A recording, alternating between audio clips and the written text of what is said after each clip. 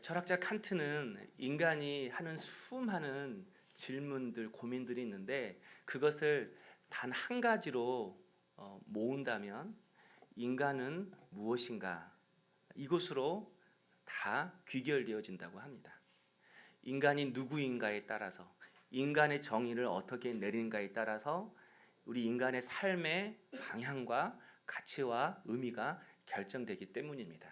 그래서 사람들이 사람에 대해 연구를 하죠. 사람에 대해서 연구를 하는 게 인문학입니다. 그러니까 인문학을 통해서 인간 존재의 의미가 무엇인지, 그리고 우리 인간이 어떻게 하면 아름답고 행복한 삶을 살 수 있는지 그 의미를 찾으려고 노력하는 겁니다. 그런데 이런 인간에 대한 진지한 질문에도 불구하고 이 세상은 인간에 대해서 아주 간단하게, 그리고 아주 짧게 그냥 정의를 내려버립니다. 인간은 누구이죠? 금수저와 흙수저입니다. 그 자료를 보니까 금수저는 자산 20억에 연 수입이 2억 이상, 상위 1%가 금수저이고요. 은수저가 궁금하신가 봐요. 자산 10억에 연 수입이 1억 이상. 그리고 동수저도 있고요. 흙수저도 있는데 이 흙수저는 자산은 없고요. 연 수입 5천만 원 이하. 그러면 흙수저입니다. 여러분은 금수저입니까? 흙수저입니까? 또 세상은요, 외모로 우리를 정의를 내립니다. 태어날 때부터 좋은 외모를 가지고 태어나면 금수저이고, 작은 키에 그리고 못생긴 얼굴이라고 생각하는 그 외모로 태어나면 흙수저라고 합니다. 이렇듯 사람들은 인간에 대해서 진지하게 고민을 하려고 하지만 사회 현상은, 이 세상은 그저 우리 인간의 경제력과 외모만으로 우리 인간의 가치를 판단하고 정의를 내립니다. 그래서 이런 세상의 잣대로 우리 자신을 이렇게 비교해 보면요, 비교의식과 열등감에 빠질 수밖에 없습니다. 그렇다면 성경은 우리 인간에 대해서 뭐라고 말하죠? 성경은 우리 인간을 향해서 원죄를 가지고 태어난 죄인이라고 이야기를 합니다. 태어날 때부터 죄악된 본성을 가지고 태어나서 죄를 지을 수밖에 없고, 이 죄로 인해서 심판받아 멸망받을 수밖에 없는 존재로 우리 인간을 정의 내리고 있습니다. 성경에 대해서, 성경이 말하는 인간에 대해서 우리가 들을 때에 좀 거부감이 들기도 합니다. 부담이 됩니다. 그러나 죄인의 관점으로, 나는 죄인이다, 이 관점으로만 우리 인간을 바라보면 한없이 초라하고 한없이 작아집니다. 이 죄인의식이 때로는 하나님의 은혜를 갈망하게 하기도 하지만, 이 죄인의식이 우리의 자존감을 무너뜨리고, 나는 어쩔 수 없어, 나는 죄이니까 이렇게 넘어지고 유혹받고 쓰러질 수밖에 없어, 자포자기하게 만듭니다. 또 사단은 이런 죄의식을 통해서 정죄감을 심어놔주고 하나님과 멀어지게 합니다. 이런 의미에서 오늘 이 말씀은 세상의 관점, 또 이제까지 성경이 말하는 죄의 관점으로 우리의 모습을 바라보는 것이 아니라 하나님 관점으로 우리 인간이, 하나님 관점으로 바라볼 때에 우리 인간이 누구인가, 우리에 대한 자아상이 무엇인지를 새롭게 말씀해 주고 있습니다. 바로 그것은 우리는 온 복을 가지고 태어난 존재라는 것입니다. 원죄를 가지고 태어난 존재이기도 하지만 이 원죄 이전에 하나님 우리를 만드실 때에 복이 있는 존재로 우리를 만드셨다라는 거예요. 그래서 창조의 목적을 보면 우리의 의미를 다시 한번 찾을 수가 있습니다. 그래서 오늘 말씀의 핵심은 두 가지입니다. 우리는 원복을 가지고 태어난 존재이고, 두 번째는 이 원복을 가지고 태어난 우리는 하나님과의 온전한 관계를 통해서만이 이 복을 누릴 수 있다라는 거예요. 그래서 하나님과의 관계가 우리 삶의 모든 것을 바꾼다라는 것입니다. 그래서 한 가지씩 함께 말씀 나누겠습니다. 첫째로 우리는 원복을 가진 존재라는 것입니다. 오늘 말씀에 보면 하나님이 자기의 형상대로 남자와 여자를 창조하셨다라고 이야기를 합니다. 이 짧은 한 구절이지만 이 창조라는 단어가 3번이나 쓰여져 있습니다. 여기 나오는 창조하다 이 단어는요, 하나님만이 쓰실 수 있는 단어입니다. 그런데 사람을 만드셨다고 하셨을 때 이 단어를 3번이나 반복하셨어요. 이 말은요, 하나님 창조의 절정이 바로 우리 인간, 우리 사람이라는 것입니다. 그런데 이 창조하다 이 단어가 히브리로 바라라는 이 단어인데요, 이 바라, 창조하다 이 단어에서 바라크, 축복하다라는 뜻이 나왔습니다. 그러니까 하나님 우리를 만드셨다라는 것은 그냥 만드셨다는 것이 아니라 우리를 하나님의 축복을 받는 존재로, 하나님의 사랑의 대상이 되는 존재로, 하나님의 축복과 사랑을 받는 존재로 우리를 만드셨다라는 것입니다. 이게 바로 우리가 가지고 있는 원복입니다. 그러니까 우리 태어나는 것 자체가 하나님의 사랑이고, 우리는 하나님의 사랑과 축복을 받기 위해서 태어난 존재라는 거예요. 여러분 믿으십니까? 아멘. 여러분 서로 한번 축복하겠습니다. 당신은 사랑받기 위해 태어난 사람입니다. 네. 네. 다른 분에게도 당신은 사랑받기 위해 태어난 사람입니다. 예. 그런 의미에서 우리는 원죄를 가지고 태어난 죄인이기도 하지만 이 원복을 가지고 태어난 하나님의 사람인 것을 우리가 잊지 말아야 합니다. 우리가 뭘 가졌다고 해서, 우리가 좋은 외모를 가졌다고 해서, 우리가 뭔가를 잘했다고 해서 하나님 우리를 기뻐하시거나 상 주시는 것이 아니라 우리 존재 자체로 하나님은 기뻐하시고 하나님은 즐거워하신다라는 사실입니다. 그래서 오늘 여러분, 나는 죄인이지만 그 죄인 이전에 하나님 나를 만드셨을 때에는 하나님의 축복을 받는 존재로 나를 만드셨다. 나는 원복이 있는 이 존재다. 이 믿음의 이 사실을 내가 깨닫고 인식할 때에 비로소 내가 하나님 앞에 또 이 세상 속에서 얼마나 존귀한 자임을 알게 되는 것입니다. 사랑하는 성도 여러분, 여러분 존귀한 자입니다. 여러분 귀한 자입니다. 그리고 내가 하나님 앞에 이 원복을 가진 존귀한 자임을 깨닫게 될 때에 나 또한 다른 사람도 하나님이 사랑하시고 하나님의 축복과 하나님의 은혜가 임하는 그런 존재로 만드셨음을 내가 기억하게 되어서 나뿐만 아니라 상대방도 존귀히 여기고 귀히 여기게 된다라는 것입니다. 그 어떤 것도 우리의 존재 가치를 규정할 수 없습니다. 여러분은 사랑받기 위해 태어난 사람이고 하나님은 여러분에게 하나님 자신의 사랑과 축복을 흘려보내 주심으로 우리의 삶을 존귀하게 만드실 뿐만 아니라 하나님의 뜻을 이루어 가실 줄로 믿습니다. 두 번째는 하나님과의 관계가 모든 것을 바꾼다입니다. 하나님께서 에덴 동산을 만드시고 아담과 하와를 그 동산 안에 두셨습니다. 성경에 보면 그 동산 안에는 부족한 것이 없었어요. 무엇을 먹을까 염려하지 않아도 되었어요. 그리고 무슨 옷을 입을까 고민할 필요가 없는 완전한 만족이 있는 곳이 바로 이 에덴 동산이고, 이 에덴 동산 안에 하나님께서 사람을 두셨습니다. 뿐만 아닙니다. 이 사람에게는요, 1장 28절에 보니까 하나님께서 인간을 만드시고 복을 주셨다 이렇게 이야기를 합니다. 복을 주셨다. 이 복을 주시면서 뭐라고 말씀하셨어요? 결론으로 말하면 모든 생물을 다스리라. 하나님이 복을 주시고 모든 생물을 다스리라 말씀하셨어요. 여기서 다스리라 이 말은요, 왕이 다스린다 할 때 쓰이는 단어입니다. 그러니까 하나님이 사람을 만드시고 복을 주셨다는 것은 그에게 무엇을 주셨다는 거예요? 통치권을 주셨다는 거예요. 이 땅의 모든 생물을 다스릴 수 있는 통치권을 사람에게 주셨다는 것입니다. 그래서 그때 처음 사람 아담의 모습은요, 우리의 모습과는 좀 다릅니다. 아담에게는요, 우리에게 없는 왕의 통치권이 그에게 있었어요. 그래서 그 통치권으로 모든 생물을 다스릴 수 있었습니다. 그래서 창세기 2장을 보면요, 아담이 모든 동물의 이름을 지어줍니다. 그러니까 아담에게는 어떤 사물이든지 간에 제대로 인식하고 그것의 의미를 밝히 알 수 있는 지혜와 총명이 아담에게 있었어요.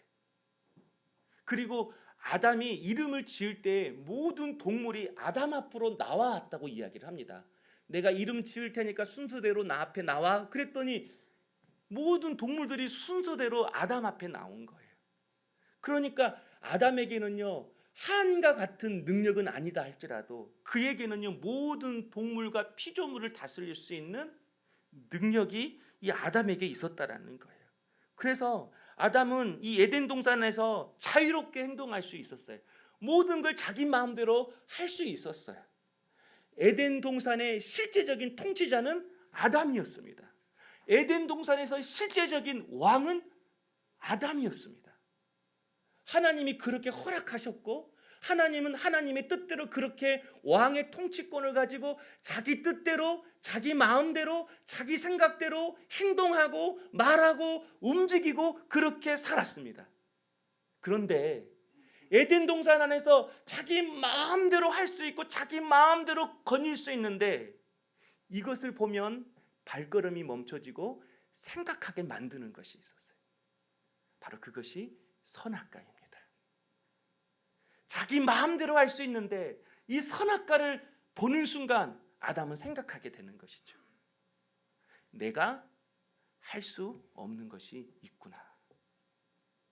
그리고 내가 이 에덴 동산의 주인이고 내가 능력으로 이 에덴 동산을 다스리지만 이 능력은 하나님이 주신 것이고 그 하나님은 나를 만드셨고 그래서 나는 하나님의 소유이고 그렇기 때문에 내가 에덴 동산에서 모든 것을 다스리는 통치권이 있지만 나 또한 하나님 앞에서는 다스림을 받아야 하는 존재임을 생각하게 되는 것입니다.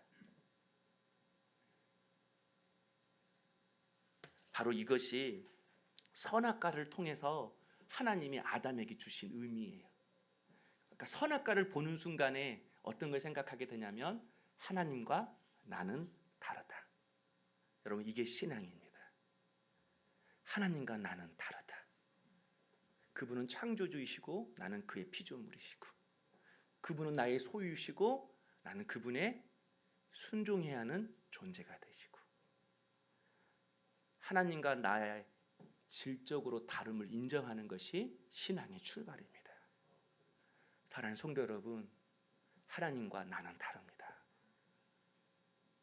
그리고 그분의 주권과 통치권을 인정하고 내가 그분의 다스림 가운데 있기를 원하는 그 마음이 우리 신앙의 진정한 출발입니다.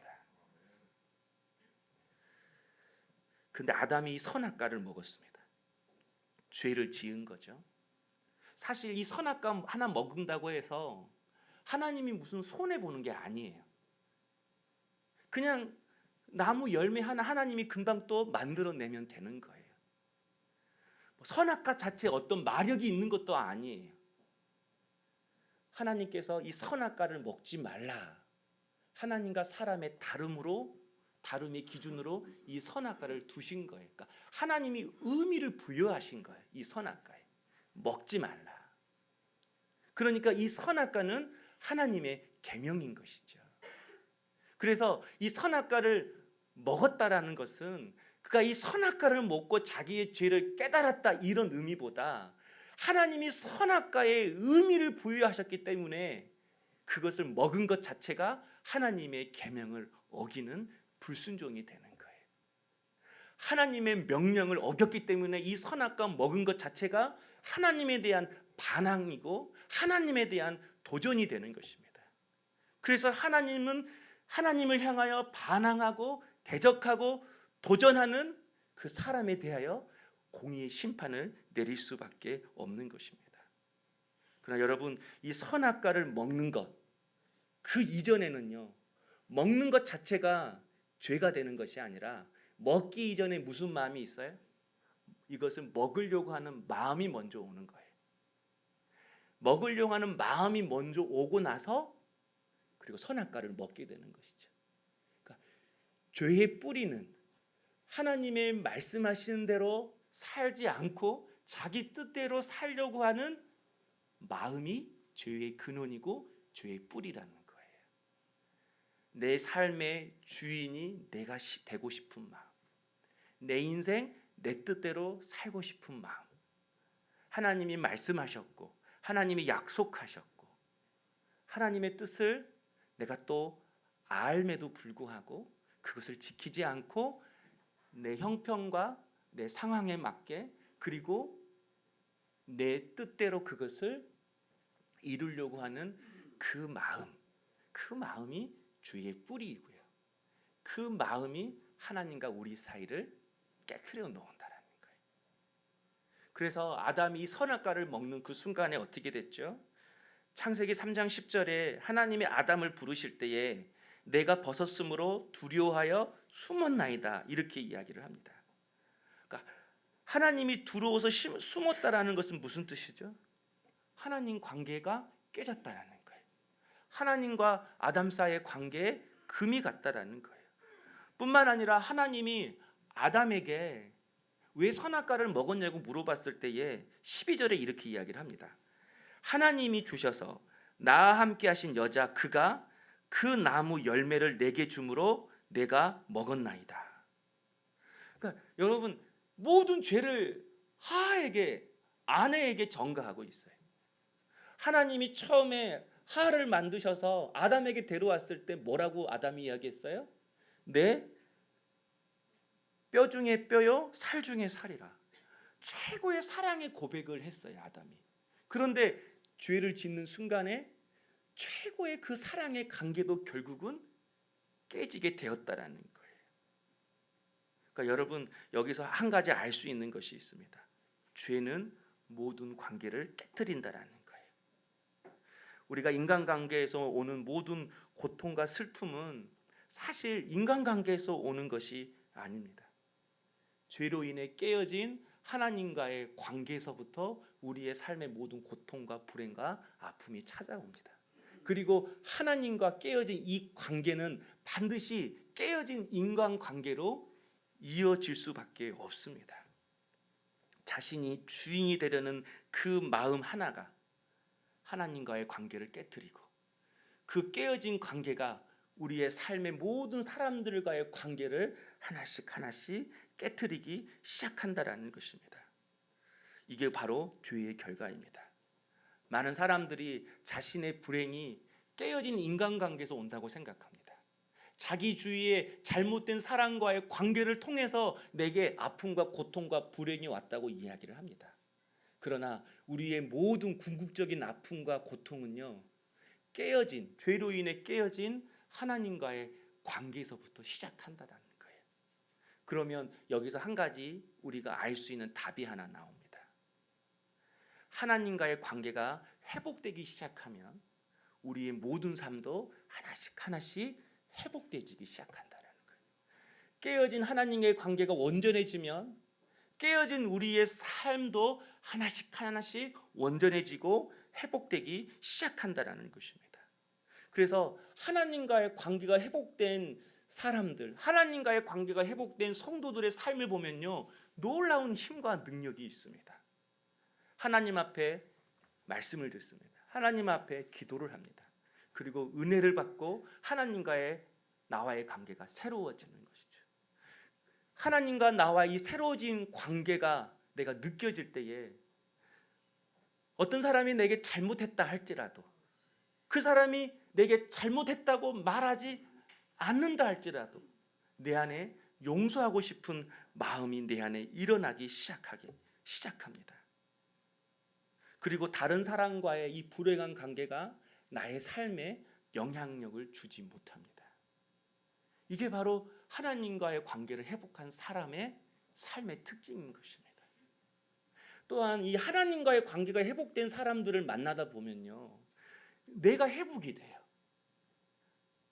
하나님과의 관계가 회복된 사람하고 만나고 이야기하고 대화하고 같이 신앙생활을 하면요, 그렇게 특별하게 말하지 않아도 내 문제에 대해서 그 사람과 상담하거나 이야기하지 않아도 그냥 같이 있어도 이상하게 내 삶이 하나씩 하나씩 회복되기 시작합니다. 왜냐하면 우리를 향한 그 하나님의 사랑과 그 축복은 언제나 하나님과의 관계가 회복된 자에게 부어지는데, 그 사랑이 그 회복된 사람으로부터 내게 흘러 들어오는 것입니다. 그래서 내 삶이 변화되기 시작해.